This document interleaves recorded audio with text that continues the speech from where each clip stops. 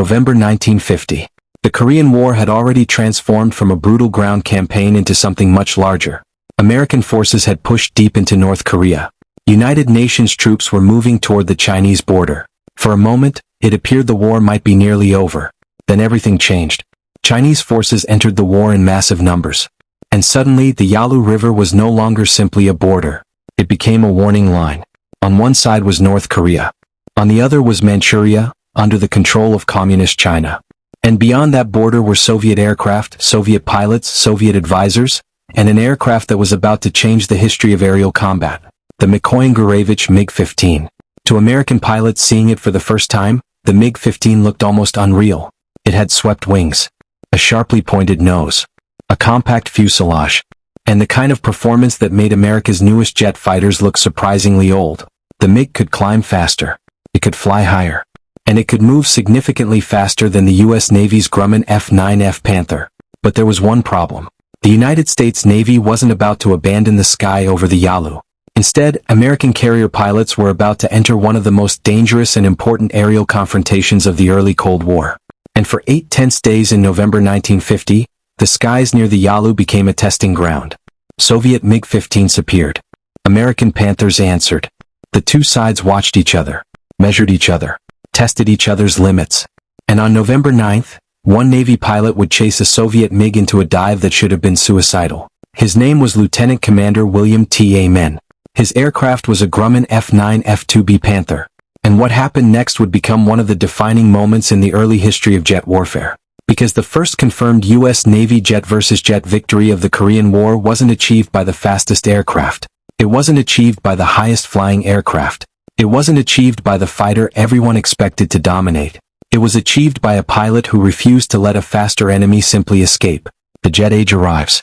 To understand why the encounter over the Yalu mattered so much, we have to go back to the beginning. The Korean War started on June 25, 1950. North Korean forces crossed the 38th parallel and invaded South Korea. The United States responded as part of a United Nations military effort. American aircraft quickly entered the conflict. But the air war initially looked very different from what it would become. Propeller-driven aircraft still played a major role. F-51 Mustangs, F-4U Corsairs, AD Skyraiders. These were powerful combat aircraft, proven during World War II. But the world was changing. The jet age had arrived. America had already developed operational jet fighters. The U.S. Air Force was flying aircraft such as the F-80 Shooting Star. The Navy had its own answer. The Grumman F9F Panther. The Panther was a straight-wing jet fighter powered by a British-designed engine derivative produced in the United States. It was not a supersonic aircraft. It was not designed specifically to hunt MiGs. It had entered the Korean War as a versatile carrier fighter and attack aircraft, and it quickly proved itself.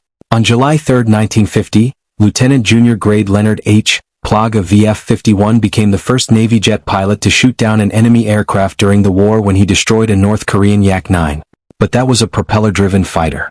The real test was coming. Because somewhere north of the battlefield, an entirely different kind of jet was waiting. The MiG-15. The aircraft America wasn't expecting. The MiG-15 had been designed in the Soviet Union during the first years of the Cold War. Its development was closely connected to technology derived from the British Rolls-Royce Nene engine. The result was an aircraft that looked radically different from the straight-wing American jets then flying over Korea. The MiG's wings were swept backward. That mattered. Swept wings offered major advantages as aircraft approached high speeds. And the MiG-15 could reach approximately 680 miles per hour, depending on conditions and configuration. The F-9F Panther was considerably slower. The MiG also possessed a ceiling above 50,000 feet. The Panther's ceiling was lower. And the MiG carried heavy cannon armament. One 37mm cannon. Two 23mm cannons. Those weapons were designed to destroy aircraft with devastating bursts. The Panther carried four 20mm cannons. The American weapons could fire faster. But the Soviet cannon shells carried enormous destructive power. On paper, the comparison was uncomfortable. The MiG was faster. The MiG climbed better. The MiG could operate higher. And the MiG's performance advantage was particularly dangerous when American aircraft were flying slower strike missions toward targets near the Yalu. But there was another complication.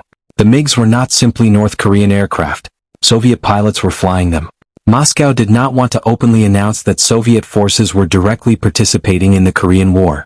The Soviet involvement was therefore kept secret. The aircraft operated with North Korean markings. The pilots were Soviet, and the American pilots often didn't know exactly who they were fighting. That secrecy added another layer to an already dangerous situation, because this was not simply a war between North and South Korea.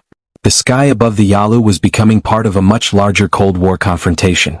The Yalu becomes the boundary. The Yalu River winds along the border between China and North Korea. In 1950, that river represented something far more significant than geography. American forces were approaching it. Chinese forces were already crossing it. And Soviet aircraft were operating from bases on the Chinese side. One of the most important was near Antom. From those airfields, MiG-15s could quickly reach the skies over northwestern Korea. The area would eventually become famous as MiG Alley. But in November 1950, the name didn't yet carry the legendary meaning it would later acquire. For American naval aviators, the immediate mission was much simpler.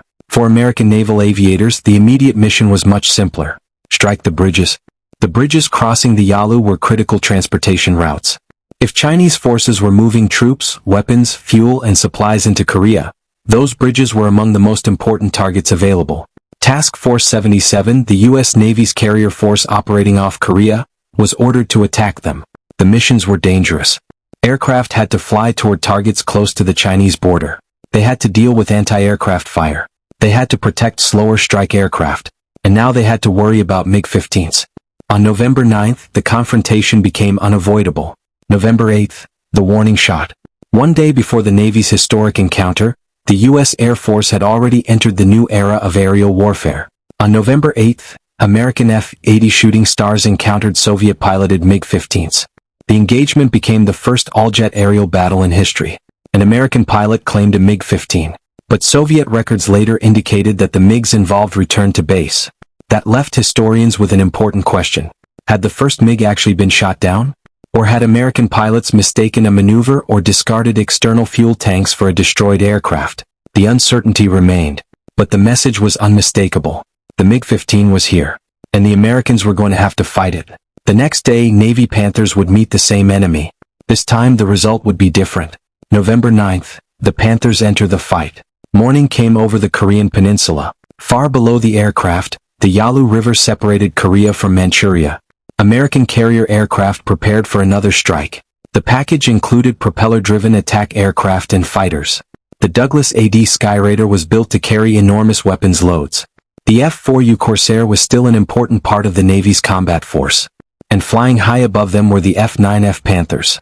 Their job was protection. The Panthers were not simply there to attack ground targets. They were there because enemy aircraft could appear at any moment. Lieutenant Commander William T. Amen was leading VF-111 Panthers from USS Philippine Sea.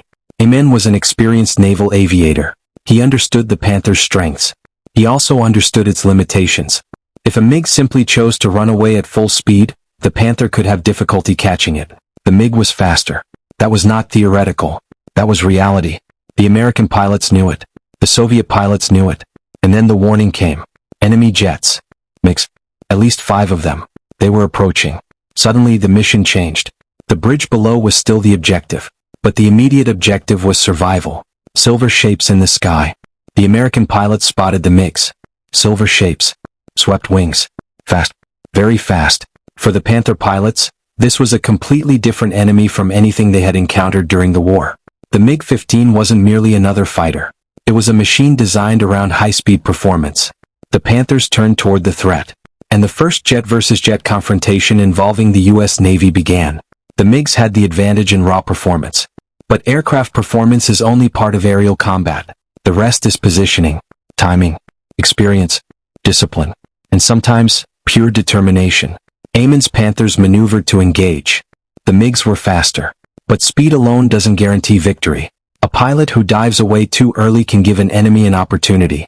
A pilot who turns at the wrong moment can lose the advantage of speed. And Amen recognized something important. The MiG could run, but it still had to maneuver. The chase. Amen got behind one of the MiGs. The Soviet aircraft began to maneuver. The Panther followed. Amen fired. Short bursts. The MiG turned. The Panther continued closing. The Soviet pilot was trying to exploit the aircraft's superior performance. Amen kept pressing. The engagement climbed. The MiG went higher. Amen followed. From roughly 4,000 feet, The fight moved upward toward 15,000 feet. Then the MiG changed the geometry of the fight. It went into a dive. A steep dive. Amen followed. The Panther accelerated. Faster. Faster. The airframe began approaching the limits of its safe speed. The MiG was still diving. The ground was getting closer. Mountains were ahead. Amen continued firing. The Panther's guns were working. But this wasn't a normal pursuit. The aircraft were moving so fast that every second mattered. The MiG was trying to escape. Amen was trying to destroy it. And neither pilot had much room left. The Panther's limit. The Panther was now being pushed beyond the kind of speed it was designed to sustain comfortably. Amen's aircraft began to buffet. The aircraft was warning him. Pull back. Slow down. The Panther could not simply follow the MiG forever. The Soviet aircraft was built to operate at higher speeds. The American pilot was now facing a terrible choice. Keep chasing and risk losing control. Or break off and allow the MiG to escape. The ground was rushing toward them. Amen stayed with it. He fired. Then he finally had to pull up. He had only a few hundred feet of clearance. The Panther climbed away. The MiG did not. The Soviet aircraft crashed into the mountainside. Its pilot, Captain Mikhail Grachev of the 139th Guards Fighter Regiment, was killed. And in that instant, the U.S. Navy had achieved something extraordinary. A Navy Panther had shot down a MiG-15. The most dangerous enemy jet in the theater had been defeated. Not by a faster aircraft. Not by a higher-flying aircraft. But by a Panther that had stayed in the fight long enough to force the MiG into a fatal situation. The first confirmed Navy MiG kill. The significance of Amen's victory was enormous. U.S. Navy records recognized it as the first Navy jet versus jet victory. It was also the first Navy kill of a MiG-15. And because the previous day's Air Force claim was disputed by Soviet records, Amen's victory has sometimes been described as the first confirmed destruction of a MiG-15 in combat. There is an important distinction here. The U.S. Air Force had already claimed a MiG-15 on November 8, but Soviet records did not confirm a loss from that engagement. The Soviet records do confirm the loss of Grachev on November 9. So Amen's victory became the solid historical reference point. The first confirmed MiG-15 loss. The first Navy jet versus jet kill. And one of the earliest demonstrations that the MiG-15 was not invincible. But the story was not over. Because one MiG falling into a Korean mountainside did not change the basic balance of power. The MiG was still faster. The MiG was still capable of climbing above the Panthers. And the Yalu was still contested. November 10th, the MiGs come back. The next day the Panthers returned. There was no celebration in the cockpit. No feeling that the enemy had been defeated. The MiGs were back. 4 Soviet jets engaged Navy Panthers. The encounter lasted roughly 10 minutes. The American pilots attacked. The MiGs maneuvered. One MiG was heavily damaged. American pilots scored hits. Its fuel system was damaged. But the Panthers could not finish the job. Then the cold intervened. At extreme altitude and in freezing conditions, the Panthers' guns experienced problems. The opportunity disappeared. The MiG escaped. For the Navy pilots, it was a frustrating reminder. The victory of November 9th had not solved the MiG problem. The enemy still possessed the performance advantage. And the next engagement could go very differently. The 8-day contest. From November 9th onward, MiGs increasingly appeared during American Navy strikes along the Yalu. The pattern was becoming familiar. American strike aircraft approached the target. Panthers provided cover. MiGs appeared from the north. The Panthers turned toward them. The strike mission continued below. And somewhere in that enormous sky, pilots were trying to decide who had the advantage. The Yalu was becoming a dangerous boundary. American aircraft could not simply cross into China to chase enemy fighters. That limitation mattered. The MiGs could exploit sanctuary on the Chinese side. They could appear, attack, and withdraw toward bases across the border. American pilots had to operate under political and military restrictions. The war was being fought in the shadow of a much larger conflict. If American aircraft crossed into China and struck the bases from which the MiGs operated, the Korean War could become a direct war between the United States and Communist China. And behind China stood the Soviet Union. The consequences could have been catastrophic. So the pilots fought within a narrow box. They had to defend themselves. They had to protect the strike package. But they could not simply erase the enemy's sanctuary. That made the Yalu unique. It was not merely a battlefield. It was a geopolitical tripwire.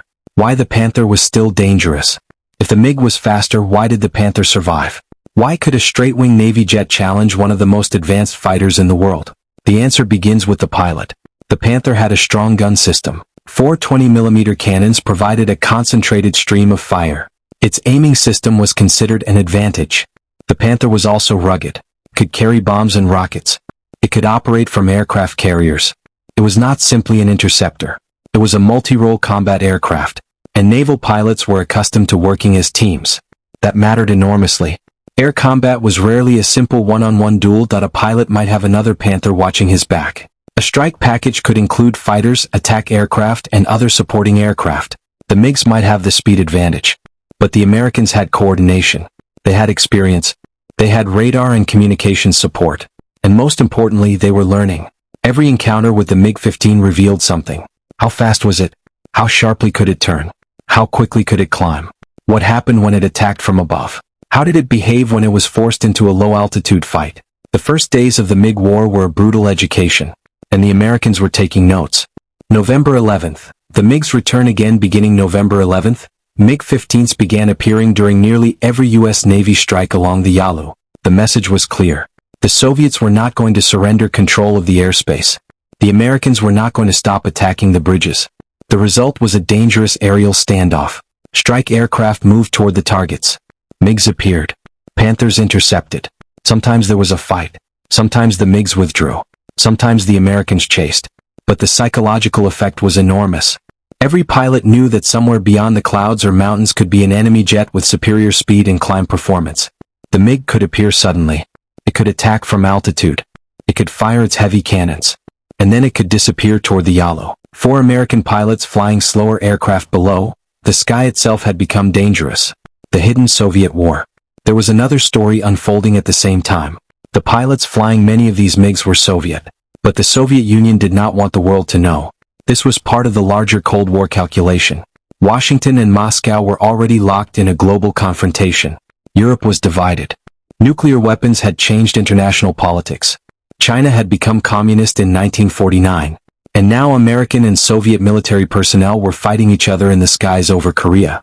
But officially, the Soviet Union was not openly fighting the United States. The MiGs carried North Korean markings.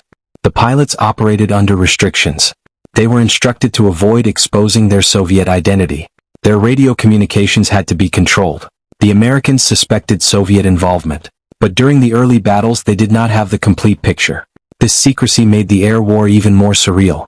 American pilots could look through the canopy and see a Soviet-designed aircraft. But the pilot inside might be a Soviet officer.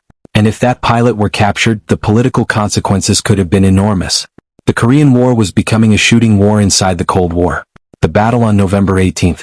Then came November 18th. 9 days after Amon's historic victory.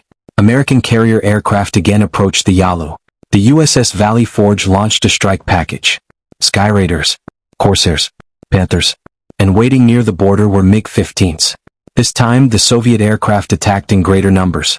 The Panthers were still the high cover. Their job was to prevent the MiGs from reaching the slower attack aircraft. The battle erupted. The MiGs attacked.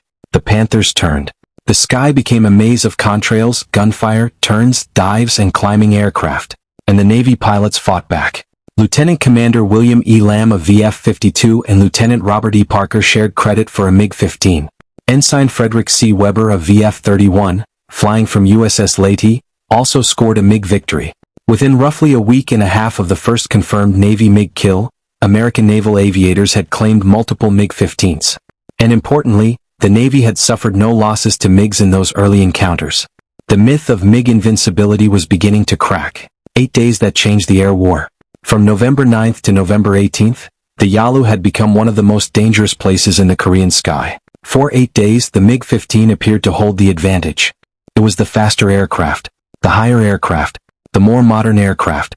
But the Panthers refused to disappear. They kept escorting strike packages. They kept intercepting MiGs. They kept forcing Soviet pilots to maneuver. And every encounter gave American aviators more information. That is what makes the story so important. The first MiG battle wasn't won simply because one Panther happened to get lucky. It was the beginning of a learning process. The United States Navy was discovering how to fight an aircraft that, on paper, had major advantages. But the larger American response was already underway. The Air Force was preparing the F-86 Sabre, and the arrival of the Sabre would eventually transform the balance of the air war. The Sabre is coming. The MiG problem was too serious to ignore.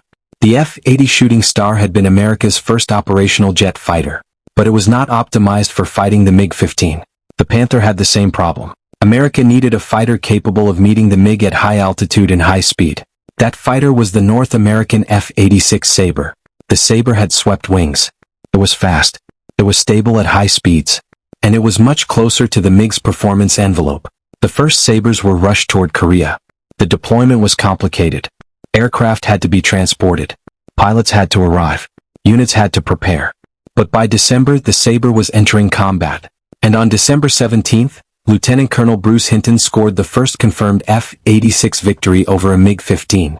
The era of MiG Alley had begun in earnest. But the Navy Panthers had already made their contribution. They had confronted the MiG before the Sabre was available. And they had proved something critical. The MiG could be beaten. The MiG wasn't invincible. This distinction matters. The Korean War later produced enormous numbers of claimed MiG victories.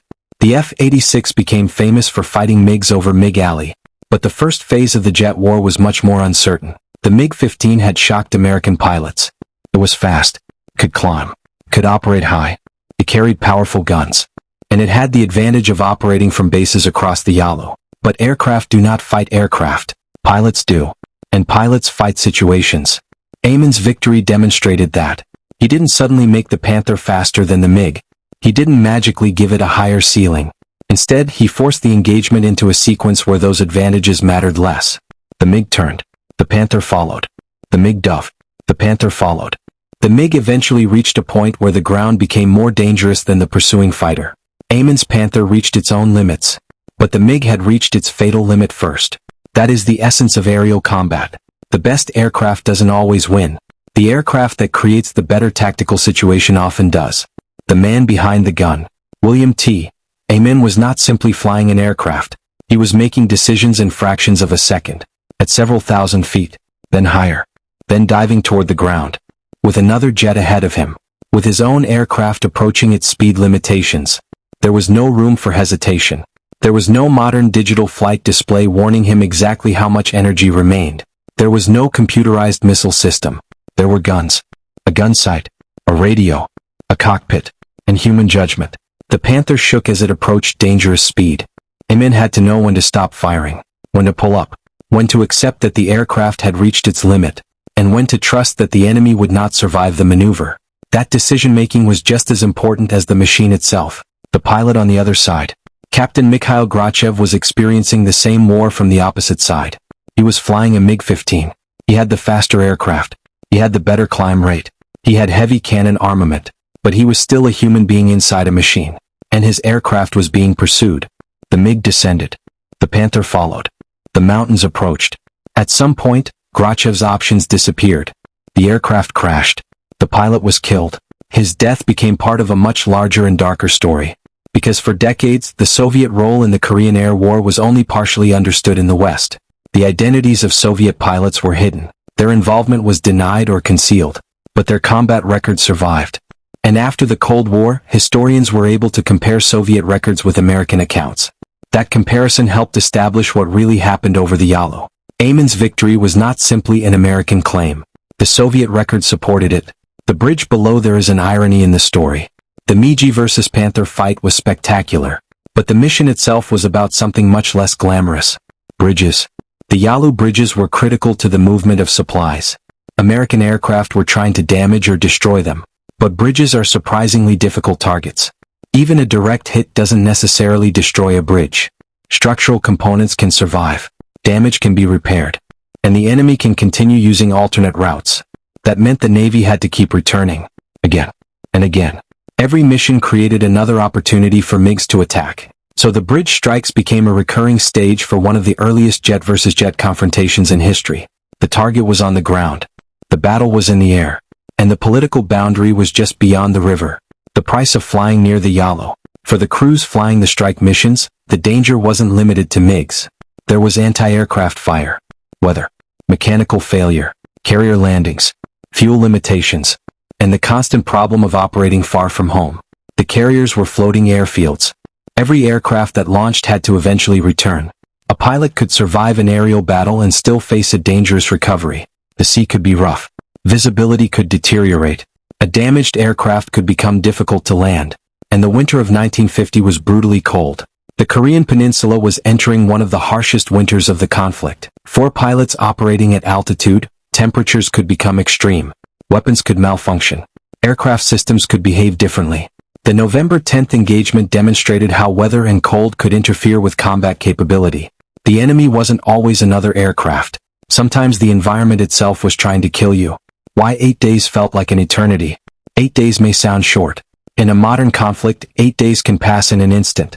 But for the pilots flying repeated combat missions, 8 days could feel endless. Every launch meant another possibility. Every flight toward the Yalu meant another encounter. Every MiG sighting created the same question. Will this be the one that gets us? For the Soviet pilots, the question was reversed. Can these American jets stop us? Can we attack the strike aircraft? Can we force the Panthers away? Can we escape before American fighters get into position? The two sides were learning. And the learning happened at lethal speed. The pilots who survived carried those lessons into the next mission. Those who didn't became part of the history. The Panther's legacy. The F9F Panther would go on to become one of the most important American Navy aircraft of the Korean War. It flew more than 78,000 sorties during the conflict. It operated from carriers. It attacked ground targets. It escorted strike aircraft. And it fought MiGs. By the end of the war, Panther pilots were credited with 7 MiG-15 victories. The number may seem small compared with the huge number of aircraft destroyed by Air Force Sabres. But numbers alone don't tell the story. The Panther was never designed to be America's ultimate MiG hunter. It was a carrier-based fighter and attack aircraft. Its value was versatility. It could launch from a carrier, fly long distances, carry weapons, protect other aircraft, and fight enemy jets when necessary. That combination made it indispensable. And Amen's November 9th victory proved that even a less capable aircraft could defeat the world's most advanced fighter under the right circumstances. The first jet kill was more than a victory. There is a tendency to remember aerial combat as a collection of numbers. Speed, altitude, gun caliber, kills, losses. But the first Navy MiG kill was more than a statistic. It changed perception. Before November 9th, the MiG-15 was an unknown. After November 9th, it was a known enemy. A dangerous one, but beatable. That psychological difference mattered. When pilots believe an enemy is invincible, fear can shape tactics. When pilots discover that the enemy can be defeated, they begin experimenting. They become more aggressive. They look for weaknesses. They build tactics. The first victory becomes the foundation for the next victory. And that is exactly what happened. The Navy continued fighting. The Air Force introduced the Sabre. American intelligence studied the MiG. Pilots analyzed encounters. Tactics evolved. The balance of the air war slowly shifted. The Cold War in the cockpit. There is something almost surreal about the Korean Air War. American pilots were fighting aircraft designed by Soviet engineers. Soviet pilots were fighting American aircraft. But neither Washington nor Moscow wanted to openly declare war on the other. The pilots knew they were part of something bigger. But their immediate world was much smaller. A cockpit. A gun sight. A wingman. A target. A radio call. A few seconds to make a decision. The Cold War was often described in terms of nuclear weapons and political speeches. But in Korea, the Cold War became physical. It became engines, guns, smoke, fire, and aircraft falling from the sky. The Yalu was one of the places where that hidden war became visible. What Amen actually proved. Amen's victory did not prove that the Panther was superior to the MiG-15. It wasn't. The MiG had significant advantages. It did not prove that American technology had suddenly surpassed Soviet technology. It hadn't. And it did not mean the MiGs had lost control of the region. They hadn't. What it proved was something much more useful. A performance advantage is not the same thing as combat superiority. A faster fighter can still be trapped. A higher climbing fighter can still make a tactical mistake. A better aircraft can still be defeated by a better decision. That lesson would echo through the Korean War. It would influence fighter development. It would influence pilot training. And it would become one of the defining lessons of the jet age. The end of the first duel. By November 18th, the Navy had claimed several MiG-15 victories. The early confrontation had produced an important result. The MiGs had arrived expecting to challenge American aircraft near the Yalu. The Panthers had met them. And the Panthers had survived. More importantly, they had demonstrated that Soviet jets could be destroyed. The 8-day period had ended without the MiG completely dominating the sky. The Navy had not driven the MiGs away permanently, but it had prevented them from freely destroying the strike packages. And it had bought time. Time for better American fighters to arrive. Time for intelligence to improve. Time for tactics to evolve. Time for the F-86 Sabre to enter the war. The first phase of the jet war was ending. A much larger air battle was beginning. The Sabre changes the equation. When the F-86 arrived, the matchup became far more balanced. The Sabre and MiG-15 were closer in performance. Their battles became legendary. High above Korea, American and Soviet pilots would engage in enormous formations. The sky would fill with contrails. Aircraft would climb, dive, turn, and accelerate. The lessons learned during the first encounters with the MiG would become part of that larger air war. And the Panther would continue serving. It would continue attacking, continue escorting, continue flying into danger. But its place in history had already been secured. On November 9, 1950, a Navy Panther had done something nobody could take away. It had destroyed a MiG-15 in jet-versus-jet combat. The men who flew the Panther. The Panther's story also includes names that would later become famous far beyond Korea. Future astronaut Neil Armstrong flew Panthers. Future astronaut John Glenn flew Panthers. The aircraft became part of the experience of a generation of American naval aviators. For these pilots, jet aviation was still new. The technology was advancing faster than doctrine. Pilots were learning how to fight in machines that behaved differently from the propeller aircraft they had trained on. There were no decades of jet combat history behind them. They were writing that history themselves. Every engagement taught them something. Every mistake could be fatal. Every successful maneuver could become tomorrow's tactic. The Korean War was, in many ways, the laboratory of modern jet combat. And the Panther was one of its first major participants. The MiG pilots were learning too. The same was true on the Soviet side. Soviet pilots were not inexperienced. Many had combat experience from World War II. They understood air combat. They understood formation tactics. They knew how to use their aircraft. And the MiG-15 gave them a powerful tool. But Korea was different from World War II. The aircraft were faster. The reaction times were shorter. The weapons were more destructive. And the battlefield was increasingly three-dimensional. A pilot could be fighting one enemy aircraft while another appeared from above. The old rules were changing. The first jet battles forced both sides to rethink what fighter combat meant. The myth of the invincible machine. Military history often creates legends around machines. The Tiger tank. The P-51 Mustang. The Zero. The Panther. The MiG-15. The F-86 Sabre. But no machine is invincible.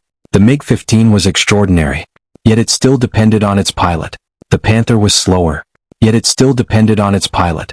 That is why the November 9th engagement remains so compelling.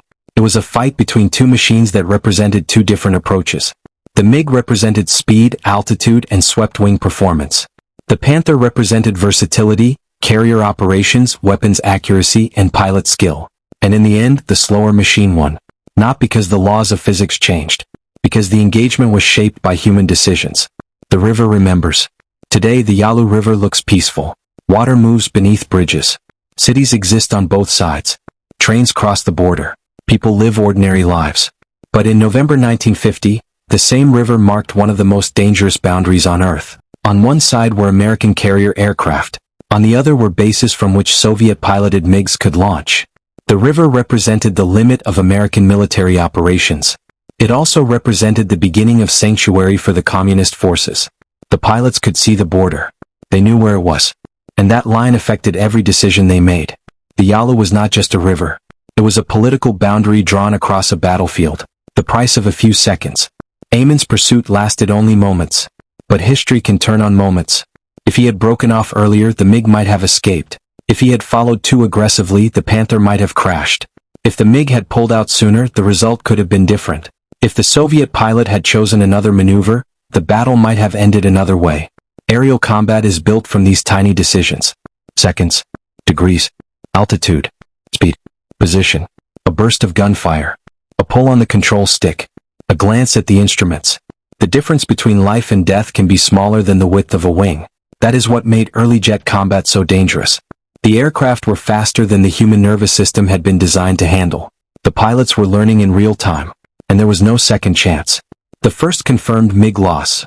When the wreckage of Grachev's MiG was eventually examined, the historical significance became clearer. This was not simply another aircraft lost during a chaotic air battle. This was the first confirmed Soviet MiG-15 combat loss in the Korean War. For the Soviet Union, that was a problem. The involvement of Soviet pilots was supposed to remain hidden. For the Americans, it was intelligence gold. The enemy's most advanced fighter had been defeated. And now they knew it could be done. That knowledge would influence the way American forces approached the MiG threat. The MiG was still dangerous, but it was no longer mysterious. From surprise to adaptation, the history of warfare often follows the same pattern. Surprise. Adaptation. Countermeasure. The MiG-15 delivered the shock. The Panthers helped begin the adaptation. The Sabres became part of the countermeasure. And eventually, the United States would develop even more advanced aircraft. The Korean War accelerated the evolution of fighter aviation. Swept wings became standard. High-speed flight became routine. Jet engines became more powerful. Aircraft design moved toward transonic and supersonic performance. And air combat became increasingly dependent on radar, missiles, and advanced avionics. But before all of that became normal, there was a Panther chasing a MiG toward a mountain. The Navy's quiet achievement. The Air Force's later Sabre battles became famous. The MiG alley duels became legendary. But the Navy's early encounters deserve their own place in history. Because the Navy didn't wait for the perfect aircraft. It used what it had. The Panther. The pilots knew its limitations. They knew the MiG was faster. They knew the Yalu was dangerous. They knew that chasing too far could create political consequences. And yet they launched. Mission after mission. Strike after strike. When MiGs appeared, they fought. That was the job. And on November 9th, William Amen did something extraordinary. He took an aircraft with inferior raw performance and forced a superior aircraft into a tactical situation where the advantage disappeared. The Panther's final lesson. The most important lesson from the fight is not that the Panther was better than the MiG. It wasn't. The lesson is that combat is rarely decided by specifications alone. The MiG-15 could fly faster. The Panther could not. The MiG could climb higher. The Panther could not. The MiG carried powerful cannons. The Panther had a different gun system. Yet the Panther won. Because Amen understood the engagement. He stayed with the target. He forced the MiG to maneuver. He maintained pressure. And when the MiG entered its final dive, Amen followed until the Soviet aircraft could no longer escape. That is the difference between performance and tactics. Between engineering and execution. Between what an aircraft can do on paper and what a pilot can make it do in combat. 8 days that opened a new era. The Yalu battles of November 1950 lasted only a short time, but their impact lasted much longer. They introduced American naval pilots to the reality of Soviet jet combat. They demonstrated the capabilities of the MiG-15. They showed the limitations of the Panther. They exposed the importance of high-speed fighter design. And they helped create the tactical foundation for the air war that followed. The sky over Korea would become a battlefield where American and Soviet-designed jets fought repeatedly. The conflict would produce heroes, losses, controversies, claims, counterclaims, and decades of historical debate. But it all began with encounters like the one on November 9th. A carrier, a Panther, a MiG, and a few seconds over the Yalu, the shadow of the Cold War. There is another reason this story remains important. The pilots were fighting a war that could not officially be called what it really was. American aircraft were engaging Soviet aircraft, but America and the Soviet Union were not officially at war. That distinction mattered. Because if the Soviet role had been openly acknowledged, the Korean War could have escalated beyond control. The world was already living under the shadow of nuclear weapons. A direct American-Soviet war could have changed everything. So the fighting remained partially hidden. Pilots fought. Aircraft fell. But governments carefully managed what the world was allowed to know. The Yalu therefore became one of the most important frontiers of the early Cold War. Not because the river itself was militarily decisive. Because beyond it was the possibility of a much larger war. The men who never came home. For every aircraft that returned to a carrier, another story could have ended differently. Some pilots were killed. Some disappeared. Some were captured. Some returned with damaged aircraft. Others survived and carried memories of the battles for the rest of their lives. Captain Mikhail Grachev did not return. His MiG became part of the historical record. His death was a reminder that behind every aircraft designation was a person, a pilot, a family, a life. The Korean War is filled with statistics. But statistics can hide the human cost. One MiG destroyed means one pilot gone. One aircraft returned means one pilot survived. And every time a carrier launched its aircraft, the crews knew there was a possibility that someone would not come back. The end of the Panther era. The Panther continued serving after the first MiG battles. It remained a major Navy aircraft throughout the Korean War. But aviation technology was moving quickly. The straight-wing jet was already becoming obsolete. Swept-wing aircraft were becoming the future. The F9F Panther eventually gave way to the F9F Cougar, a swept-wing development. Other aircraft followed. The age of the first-generation jet fighter was passing, but the Panther had earned its place. It had been one of the first American carrier jets to enter combat. It had achieved the Navy's first jet air victory, and it had become the first Navy aircraft to shoot down a MiG-15. That was enough to make it historic. The image that remains. Imagine the scene. A cold November sky. The Korean mountains below. The Yalu River nearby. A silver MiG-15 diving toward the earth. A gray American Panther following behind. The Panther's guns firing. The airframe shaking. The pilot fighting the aircraft. The ground getting closer. The MiG refusing to break away. The Panther finally pulling up. And the MiG disappearing into the mountains. For a few seconds, the entire future of jet warfare seemed to hang in the balance. The fastest aircraft didn't win. The newest-looking aircraft didn't win. The machine with the better performance numbers didn't win. The pilot who refused to give up won. What happened after? The war continued. The MiGs continued to fly. The Sabres arrived. The air battles became larger. The tactics became more sophisticated. The United States eventually claimed hundreds of MiG victories with F-86 Sabres, although the exact historical numbers remain a subject of debate because wartime claims and later Soviet records did not always match. But none of that changes what happened on November 9th. William Amen's Panther shot down a MiG-15, and the Soviet record supported the loss. That moment became a landmark in the history of jet aviation. It showed that the new age of air combat would not be decided by technology alone. The real meaning of the 8 days. So did Soviet MiG-15s really own the Yalu for 8 days? Not literally. The phrase captures the sense of danger and uncertainty surrounding those first encounters, but the reality was more complicated. The MiGs had a major performance advantage. They could threaten American strike packages. They could operate from bases across the Yalu, and their appearance forced U.S. forces to reconsider how they conducted missions near the border. But they did not completely control the sky. The Panthers challenged them. They survived. They scored victories. And they prevented the MiGs from freely destroying the carrier strike groups. The 8-day period was not a simple story of one side dominating the other. It was a contest. A rapidly evolving contest. And the first major lesson was clear. The MiG could be fought. The first jet duel that mattered. The Korean War produced many famous aerial battles. But the first Navy MiG kill remains special, because it came at the moment when the United States was still trying to understand the jet age.